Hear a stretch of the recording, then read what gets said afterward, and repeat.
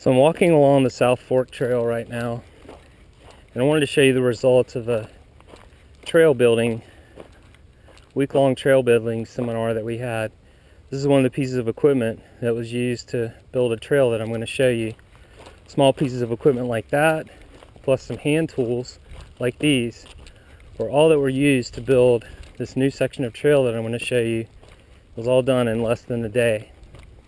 Here's the new trail, as you can see, going through the woods here. Here's the old trail over here. I'll walk down the old trail a little ways so you can see it. As you can see, there's a little bit more work to do with some equipment and getting the old trail decommissioned. But for the most part, it should look like this when it's all said and done. I'll take a walk down the new trail. We'll show you exactly what that looks like. And as we're walking down it, keep in mind that this was done with 4 pieces of small equipment and about 12 to 15 volunteers with hand tools. And this project started yesterday right around lunchtime, and it wrapped up today right around lunchtime. And I think the results speak for themselves.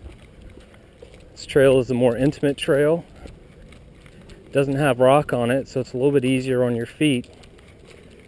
And the trail's been designed to shed water so that it doesn't require any kind of gravel or armoring in order to keep the trail intact.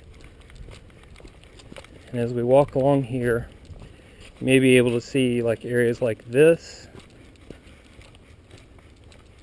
There's another area right over here where the water kind of sheet flows off into the woods, and it will not create an erosion issue like we have on some of the other trails.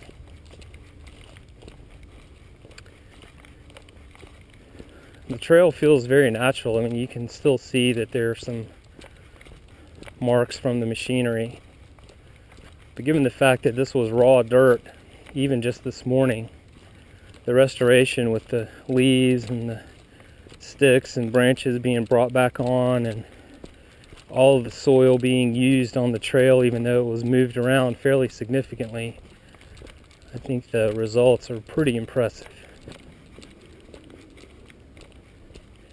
And I think as I show you the old trail as it was decommissioned down here at the bottom, you'll see that it's going to be even more impressive. So the cool thing is we didn't have to move a lot of trees. In fact, the largest tree that we had to cut down was this pine tree right here. You can see it's not very big at all. We tried to leave as much of the rock here as we could, as many of the fallen branches, and we tried to make sure that we followed the contour of the land. This is probably the steepest section right here, and it's really not all that bad. So here we are coming down to the bottom part of where the new trail intersects the old trail, down here in the floodplain. I'm going to take the turn right here, and we'll be right back on the existing trail network. So here we are on the old trail as it is. Looking back up, you can see the new trail. And then as I walk back up this way, here's the old trail. You can see the sticks and logs that have been put across the gully. But if you look up here, this section right straight ahead used to be fairly deep, and it had a really bad erosion spot in the middle. It was always muddy, very soft. It was creating a significant erosion issue as the soil came down after a rain.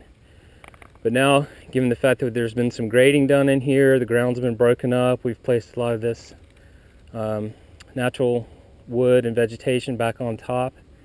This is really going to improve the area. It's going to reduce erosion. And I think folks are going to really like this new trail a lot better.